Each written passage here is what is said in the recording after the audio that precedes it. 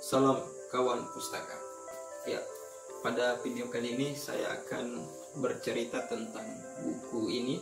Buku yang saya baca ini berjudul Filsafat Pancasila menurut Bung Karno. Buku ini saya pinjam dari teman saya yang memperoleh hadiah dari kontes foto yang diadakan oleh perpustakaan Bung Karno. Membaca buku ini kita bisa melihat bagaimana pandangan dan pikiran Soekarno. Jadi buku ini merupakan buku yang dikumpulkan dari berbagai pemikiran Bung Karno yang mengenai substansi dari Pancasila. Di awal bahasan buku ini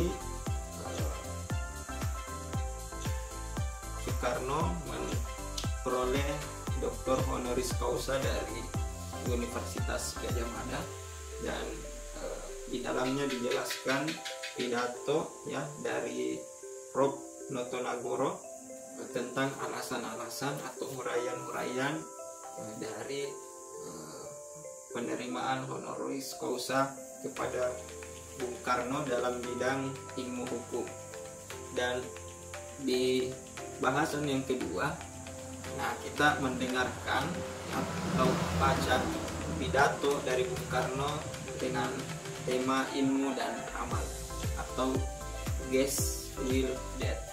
Di dalam pidato penerimaan gelar Dr. Honoris Causa ini yang dijelaskan oleh Bung Karno ialah bagaimana Pancasila ini merupakan bagian yang integral antara ilmu dan amal. Makanya di dalam pidatonya dia menjelaskan bahwa sebetulnya dia bukan ahli pengetahuan. Jadi dia juga mengatakan bahwa dia belum pernah menulis buku yang menandakan bahwa itu merupakan prestasi. Lalu baginya memang Soekarno katanya pembawaannya bukan orang yang berhenti semata di ilmu pengetahuan, tetapi bagaimana ilmu pengetahuan saya petikkan di sini hanyalah berharga penuh jika ia dipergunakan untuk mengabdi kepada praktik hidup manusia atau praktik hidupnya bangsa atau praktik hidupnya dunia kemanusiaan. Jadi makanya di sini Bung Karno menekankan Ges Will Death. Jadi ilmu pengetahuan yang diperoleh itu kemudian diamalkan atau dipraktikkan di dalam perbuatan. Jadi Bung Karno memang orang yang tidak sekedar mau berhenti hanya di ilmu pengetahuan saja.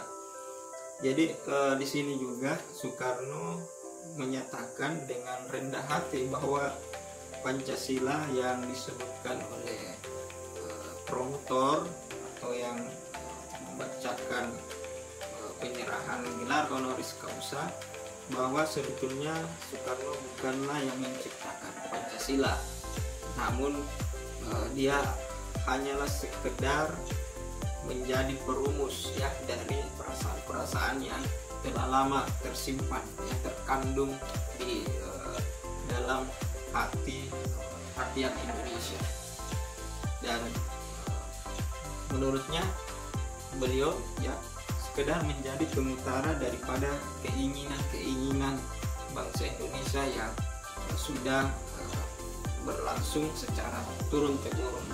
Nah, makanya Soekarno pun kemudian menganggap bahwa Pancasila itu corak dari karakter bangsa Indonesia yang sebetulnya sudah terkandung sejak dulu zaman sebelum kemerdekaan.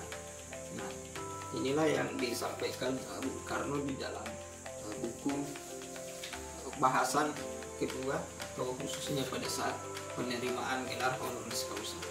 Di bahasan ketiga, Bung Karno pada rapat Pancasila 16 Maret 1958 di Bandung yang diberi judul "Tidak ada kontra revolusi di Sewot Tangan", Nah, poin yang menarik dari ulasan atau yang bisa kita baca di buku ini bahwa ya, buat bangsa yang berjuang tidak ada yang dinamakan berhenti. Tidak, kita harus berjalan terus. Dan memang pada saat itu ya, jika ingin mengalami kontrarevolusi, maka Soekarno mendorong selalu untuk rakyat semangat dan berjalan terus perjuangan revolusinya. Nah, buku ini sebetulnya ya banyak merekam jejak bagaimana Soekarno di berbagai kursus, ya misalnya di sini pada kursus Pancasila di depan kader-kader Pancasila pada tanggal 26 Mei 1958 menjelaskan tentang ketuhanan yang Maha Esa dalam Pancasila. Nah, juga dalam rangkaian yang sama pada Juni berbicara tentang kebangsaan dan Pancasila, kemudian kemanusiaan dalam Pancasila, kedaulatan rakyat dalam Pancasila, keadilan sosial dalam Pancasila. Semuanya itu disampaikan pada kursus Pancasila di depan kader-kader Pancasila pada tahun 1958. Nah, juga ada revolusi kita berdasarkan Pancasila.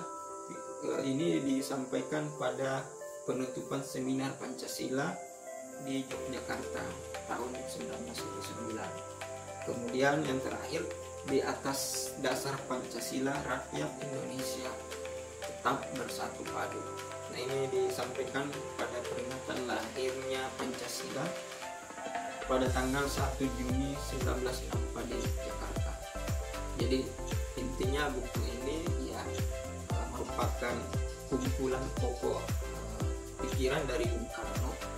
Jadi kalau membaca di sini ya, kita mengetahui bahwa inti Pancasila itu adalah ya, titik keseimbangan antara ilmu dan amal, antara nasionalisme dan internasionalisme, antara asas demokrasi dan musyawarah mufakat, serta antara pembangunan dan keadilan sosial. Mungkin demikianlah ulasan singkat dari buku Filsafat Pancasila menurut Bung Karno ini, dan kawan-kawan sekalian bisa juga membaca buku ini dan buku-buku Bung Karno yang lainnya yang berisi pikiran-pikiran beliau. Mari kita selalu menggali apa-apa yang menjadi pikiran tentang filsafat, dan saya ucapkan selamat Hari Kemerdekaan Republik Indonesia yang ke-75. Semoga Indonesia semakin jaya, semakin berkembang di tahun-tahun mendatang dengan mengamalkan Pancasila. Oke, sekali merdeka, sekalian membaca.